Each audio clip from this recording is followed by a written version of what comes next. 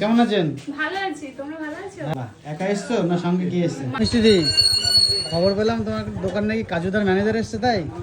হ্যাঁ, কোথায় কোথায়? ওই পিছনে লাঞ্চ করছে নাকি? আসতে দাও। তাই চলো দেখি কাজুদার ম্যানেজার এসে নাকি মিষ্টিদির দোকানে লাঞ্চ করছে।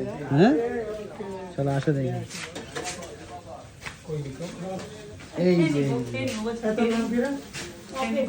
ঠিক আছে, চলো। ম্যানেজার ম্যাডাম কেমন আছেন?